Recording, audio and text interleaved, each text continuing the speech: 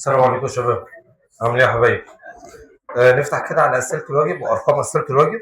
يلا يا بابا. بسم الله الرحمن الرحيم. تمام. هنبدا برقم 37. اذا علمت ان كتله نواه الديوتيريوم، كتله النواه تعبر يا اميري عن الكتله الفعليه. كتله النواه هي نفسها ترجمه الكتله الفعليه بالظبط. وكتله البروتون وكتله النيوترون، مدينا هنا كتله البروتون وكتله النيوترون. ما قيمة الترابط النووي للديوترون بوحدة ال N دي؟ قانون معانا مباشر وبنتعامل معاه قانون واحد. البي اي في مسألة واحدة هو عبارة عن الام بي في الان بي زائد الام ان في الان ان. الكلام ده مطروح منه الكتلة الفعلية مضروب كله في كام؟ 931. جميل. هو عايز تاخد ترابط النووي الكلية ولا عايز تاخد ترابط النووي لكل جسيم؟ الكلية للديوتيريوم يعني كلية. طيب انا عايز البي اي، يبقى انت هتجيبي كتلة البروتون اللي هي قيمتها بتقدر معايا بواحد و 0.0073 مضروبة في عدد البروتونات. بجيبها بقى منين عدد البروتونات؟ هو نفسه عدد الذري بالظبط واحد زائد كتلة النيوترون هو عبارة عن 1.0087. طب كتلة عدد النيوترونات كام يا أميرة؟ واحد بالظبط صح ممتاز. ناقص ام اللي هي 2 وهي علامة عشرية قدرها 0.14102 0.14102. والكلام ده كله بعد ما تصفيه بالآلة الحاسبة تضربيه في كام؟ 931 وتطلع لك الرقم. ها تمام؟ ماشي. ده كده 37. 39 يا حبايبي. 39 بيقول ما الكتلة المتحولة؟ الكتلة المتحولة هو القوس ده. الكتلة المتحولة يا ولاد عشان تبقى انت فاهم هو القوس ده، القوس الصغير مش القوس الكبير. هو الام بي في الان بي ناقص زائد الام ان في الام ان في الان ان ناقص الام. ده كده الكتله المتحوله. لو الكتله النظريه ناقص الكتله الايه متحوله. ما الكتله المتحوله لربط مكونات نواه الهيليوم، علما بان طاقه الترابط النووي لكل نيوكلون بها هي عباره عن 7 و كام 753 وهكذا. طيب خلاص يعني ده كله مجهول، ده كله مجهول، ده كله سين، كله اكس. معايا في الكلام ده؟ مديك انا طاقه الترابط النووي كليه ولا لكل نيوكلون؟ ها؟ مديك طاقه الترابط النووي كليه ولا لكل نيوكلون عشان تفرق معايا؟ لكل نيوكلون. حلو. انا طاقه الترابط النووي لكل نيوكلون هي عباره عن بي اي على ايه صح؟ اللي هي قيمتها عباره عن 7 0 علامه عشريه 0 7 وارقام كده كتير اللي هي قيمتها 0.954 0.954 او 425. طب ما العدد الكتلي بتاع العنصر هو عباره عن مين؟ على 4. تقدري تجيبي مين؟ ها؟ اللي سال على 39 يا ولاد. تقدر تجيبي بي الكليه. طيب بي الكليه تساوي 4 في القيمه دي يعني 28 وحاجه صح؟ جبت انت البي اي تمام؟ عايز انت الاكس ده كله اعمل ايه؟ اقسم على كام؟ بس كده خلص. يبقى انت كده جبت برضو الايه؟ اللي طلب 39 مش فاكر، بس المهم ان انت جبت الايه؟ الكتله المتحوله. فالكتله المتحوله هو القوس ده كله يعني اللي هو ده ناقص ده. تمام؟ طيب ايه تاني؟ رقم 40. اذا علمت ان كتله نيكليونات نظير النحاس المرتبطه، يعني من هي الكتله المرتبطه يا اولاد؟ هي الكتله الحسابيه ولا الكتله الفعليه؟ ها؟ فعليه صح عشان هي الكتله الصغيره. تمام يا حبايبي. تساوي 64 وكذا.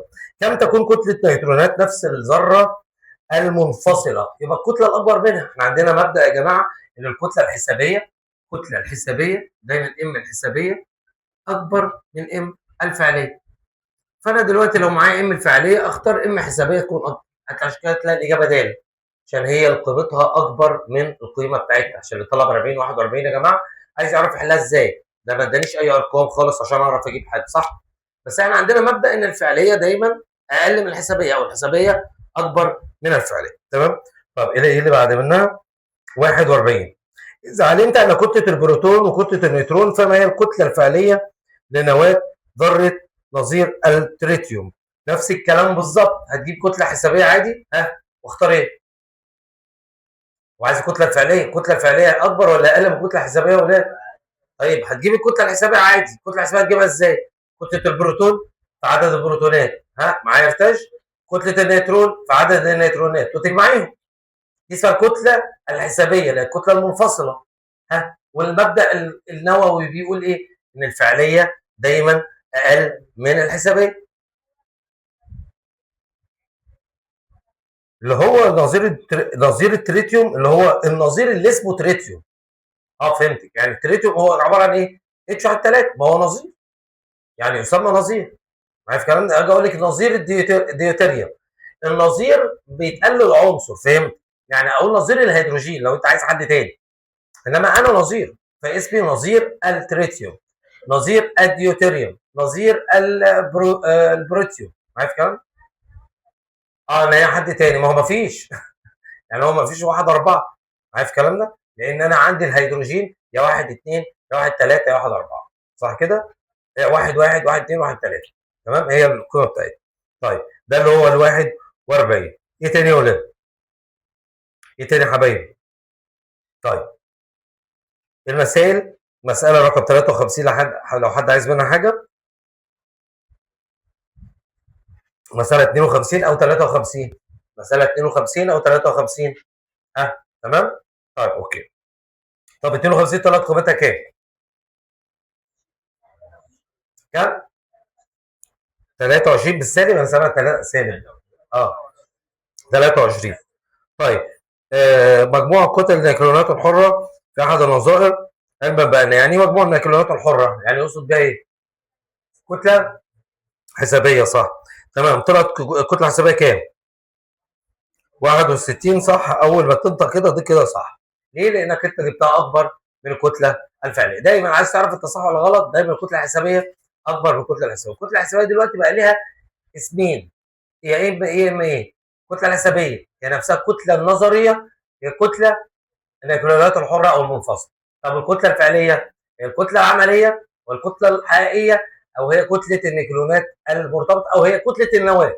كتلة النواة تعبر عن الكتلة الفعلية. طيب تمام.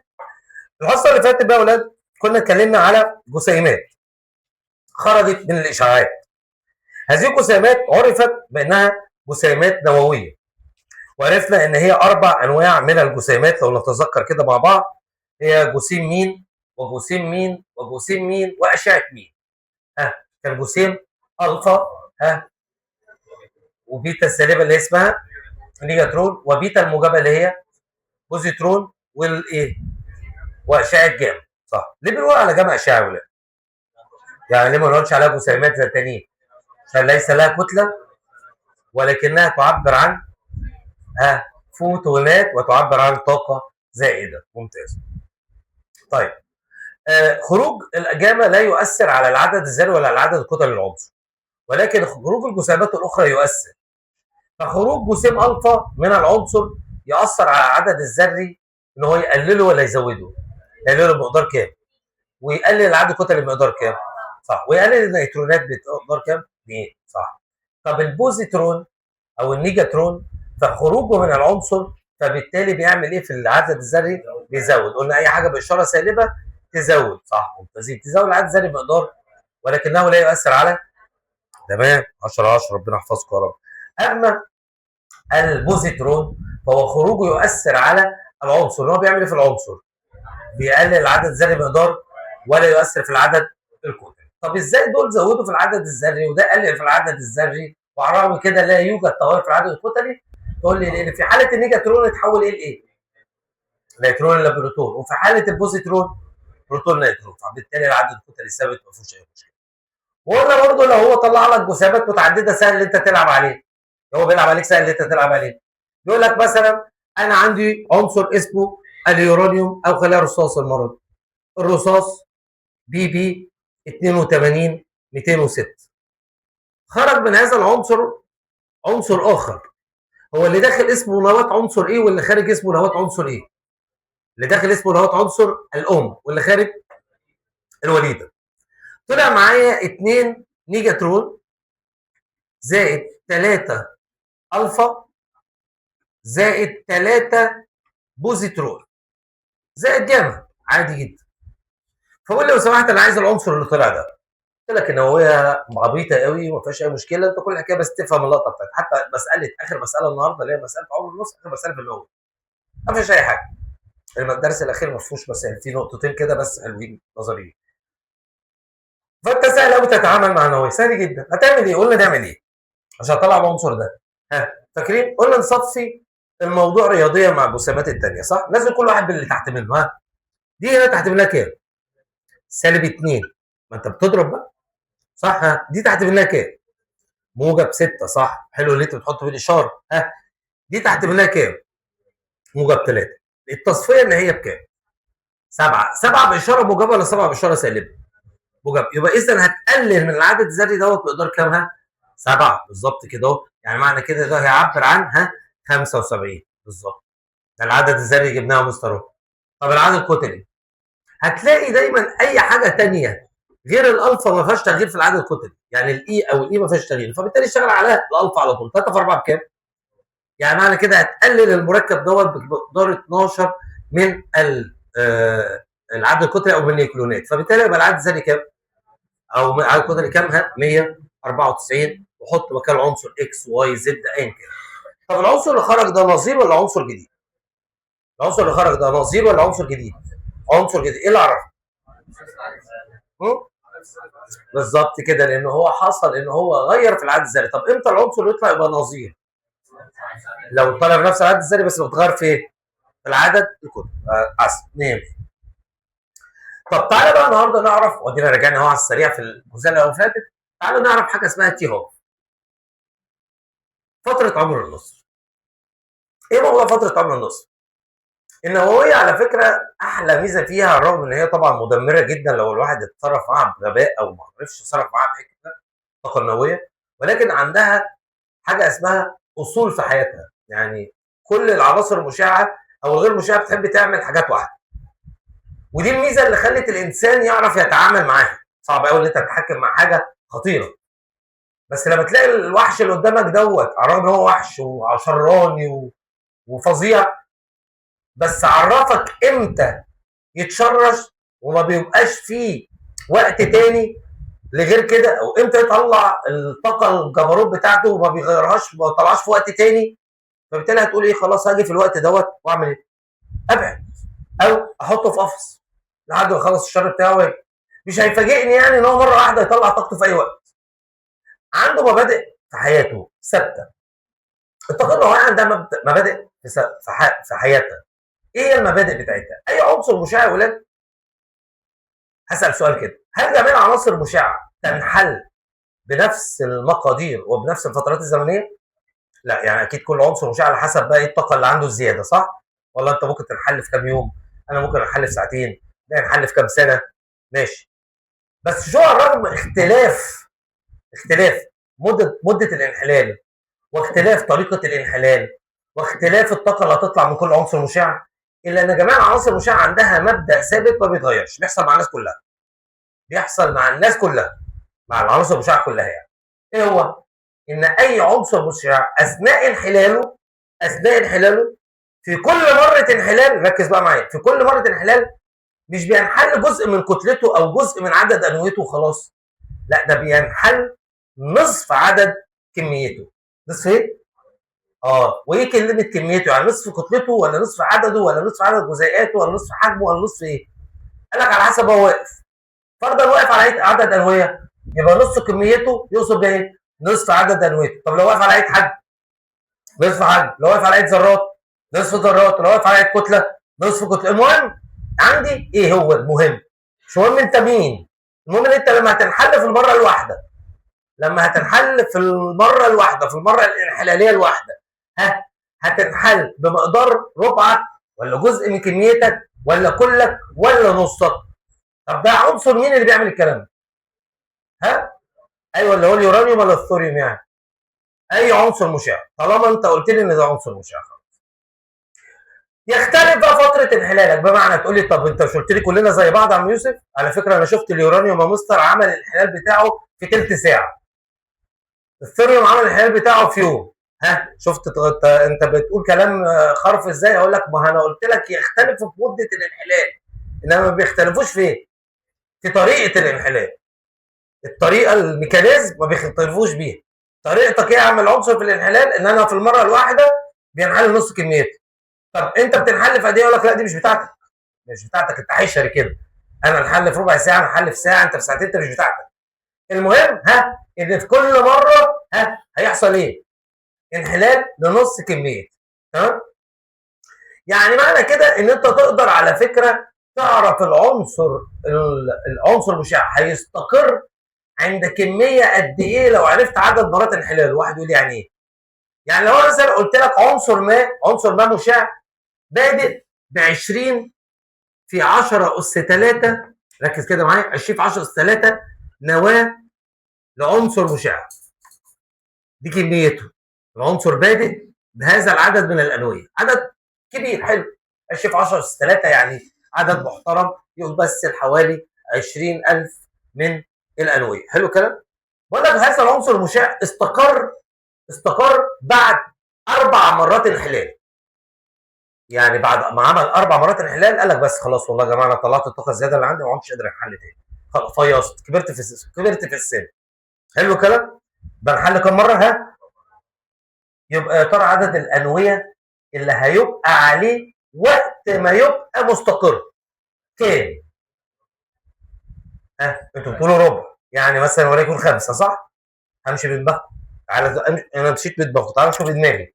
عارف الكلام ده؟ احنا قلنا في كل مره الله اعلم برضه همسك بقرا في رقم معايا، واحد هنا قال ربع وانت بتقول قيمه ثانيه، بس المهم كلنا عارفين هو هنحل في كام مره. عسل. تعالى شوف يا باشا. النص الاولاني هيعمل مره، ادي هنا المره الاولى في الانحلال هيديك 10 في 10 اس 3 صح؟ ده مره لسه عنده، لان هو بيقول لك انا الليميت بتاعي 4 مرات.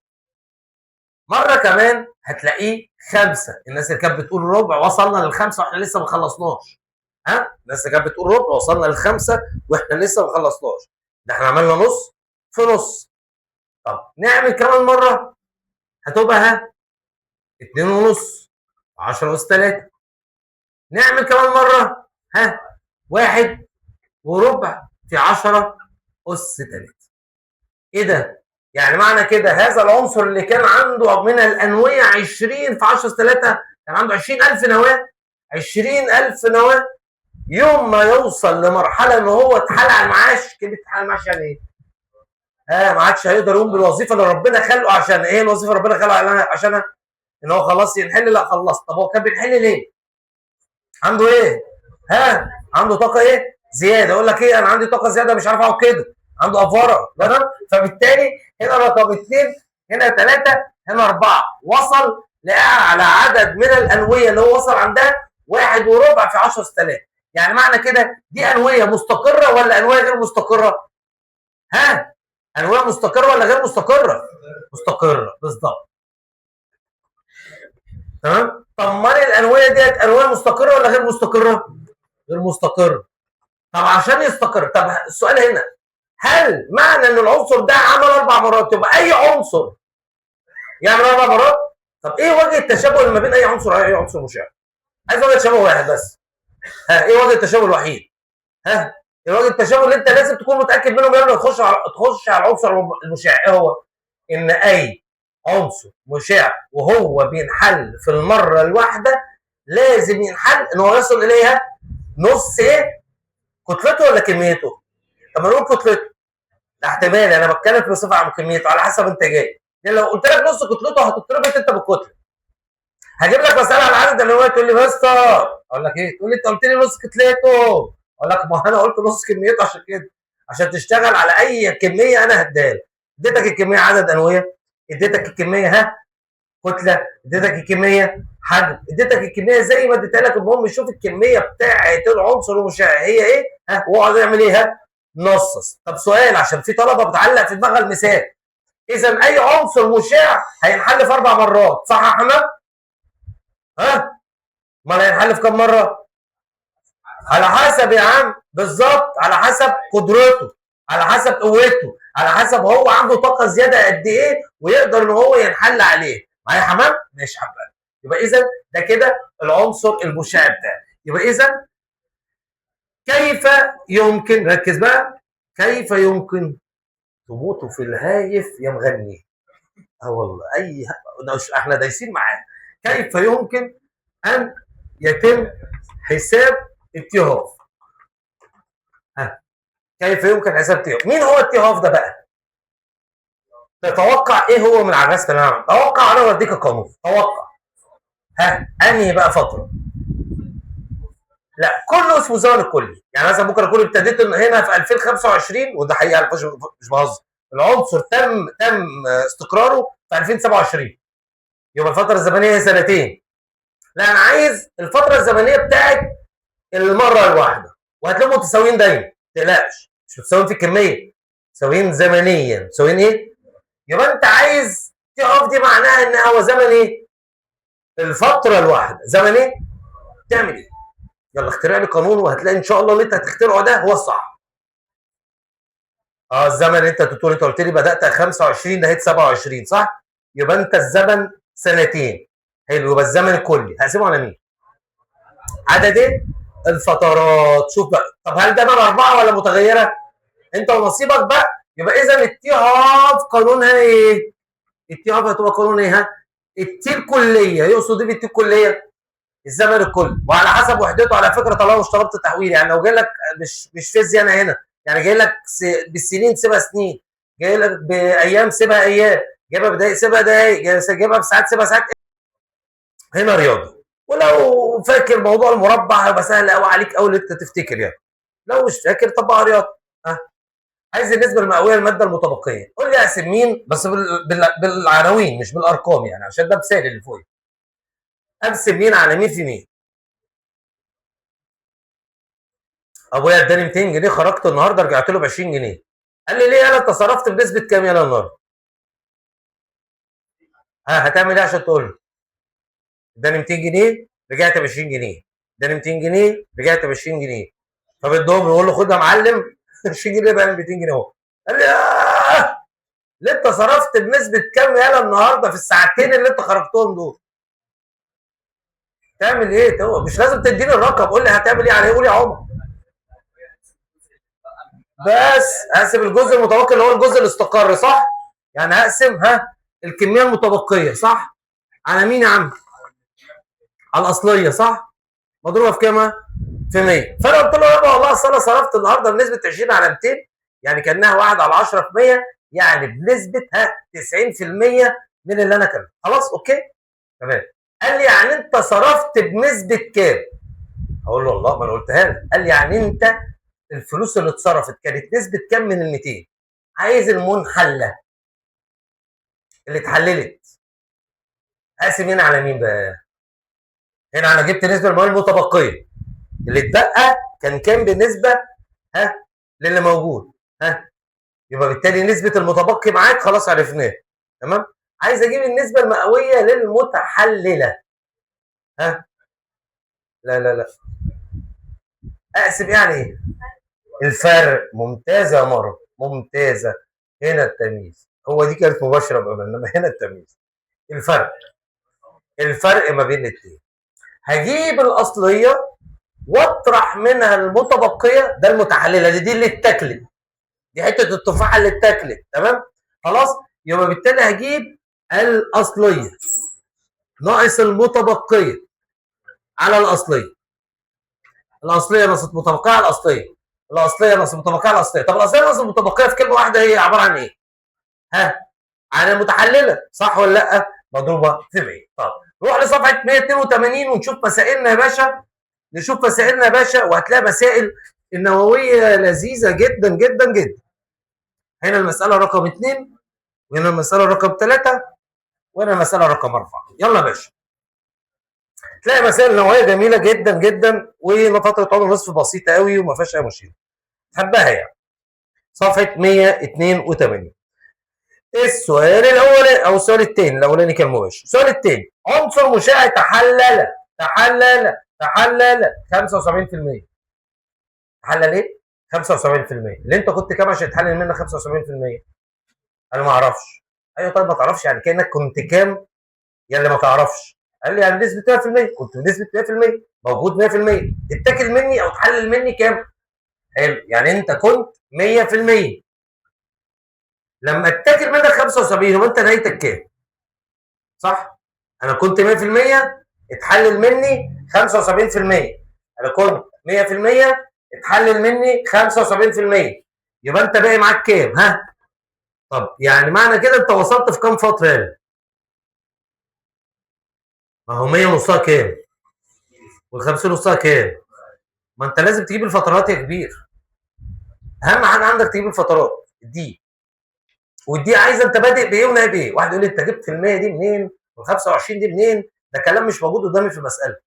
انا مش موجود قدامي في المساله غير 75. ما هو يا باشا هي موضوع نصف العمر ده موضوع رياضي. انا اتاكل منك 75. ها يبقى انت بادئ بكام ونهايه بكام؟ ها طب انا اتاكل منك 90%. ها بادئ 100 ونهايه ب 10 وهكذا. افضل شغال معايا في الكلام ده. فانا بجيب بادئ وبجيب ناهي. جبت بادئ وعن طريق بادئ وناهي تقدر تجيب الكتب. ولازم دايما تلاقي البدايه والنهايه موصلين لبعض. ما ينفعش اقول لك انا ناهي 3 من 10 تيجي تنصص ما تلاقيش 3 من 10 دي. لازم النهايه تعرف توصل لها. معايا الكلام ده؟ طيب انا هنا عدد الفترات يعني دي بتساوي 2. طب طلباته ايه هو؟ هو مديني الزمن الكلي؟ ها؟ مديني الزمن الكلي؟ التي بكام؟ ب 12 ايه؟ يوم ولا دقيقه؟ دقيقه. يبقى 12 دقيقه وما طلبش تحويل يشتغل عادي. يبقى اذا التي هاف هتساوي ايه؟ ها 12 على الاثنين 6 دقيقة وخلصت المسألة يا باشا. ولا فيها أي مشكلة خالص ولا أي عائق مادي يعني. تمام؟ طيب تعالى نشوف المسألة رقم 3. المسألة رقم 3 بتقول إيه؟ ركز كده معايا يا باشا. ما الكتلة الأصلية لعنصر مشع تبقى منه 625 من 10000؟ عايز الكتلة الأصلية يا ولاد. هو عايز الكتلة الأصلية. عايز الكتلة الأصلية دي يعني دي الآخر ولا الأول؟ ها؟ عايز الكتلة الأصلية دي آخر ولا أول؟ يبقى الكتله الاصليه مش موجوده معايا، دي الاصليه. طب اللي اتبقت كانت كام؟ ها اللي اتبقت كانت كام؟ 625 من 10000. طيب انسى المساله دلوقتي. لو معاك المتبقيه تعرف تجيب الاصليه؟ اعرف بس تعرفني الاول انا مشيت كام مره. ده مش هقعد بقى زي اللهبل كده عمال اضرب اضرب اضرب اضرب اوصل لفين. عارف الكلام ده؟ لازم تديني عدد مرات امشيها صح. طب هو يا ترى عمل كام مره انحلال؟ ايه اللي عرفك؟ هي مش موجوده قدامك في المساله. هو 5 صح على فكره. عملت ايه بقى؟ التيك كامله على تي هاف. ما انا معايا مثلث اهو. مش انا معايا تيك كامله؟ ده التيك كليه ومعايا فتره عمر النصف. قسمت ده على ده لان هو مديك التيك كامله ومديك التي هاف. يبقى تقدر تجيب الدي. ايه الحكمه اللي انت تجيب منها الدي؟ عشان اعرف انا حليت كام مره. طب هصحى الحلال كام مره؟ خلاص يا باشا. وانت راجع بقى هتقسم ولا هتضرب؟ هتقسم ولا هتضرب؟ هضرب في كام؟ في 2. هنضرب في 2.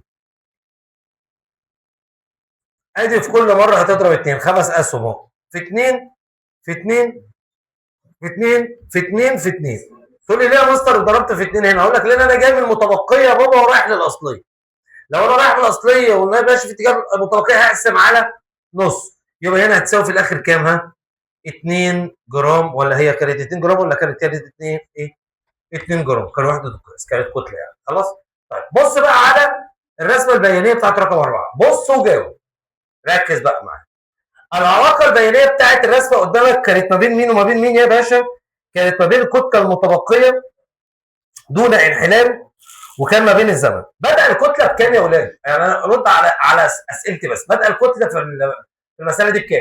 ايه اللي عرفك يا يوسف انها بدا ب 80؟ يعني مش مكتوبه بدايه المنحنى من 80 يبقى انا بادئ بكتله 80. طيب يلا ركز بقى معايا عشان كده اشوفك بتعرف تقرا رسم كل حاجه بقراءه رسم ايه. وقفت لحد كام؟ الكتله المتبقيه 5 متاكد؟ شوفها كده، خليك مش لما اقول متاكد تغيروا كلامكم. انا بقول لك انت بتقول 5 فبقول لك متاكد. ها، واقفه ما بين كام؟ ما بين الصفر والعشرة، صح؟ هي واقفه عند النص 5.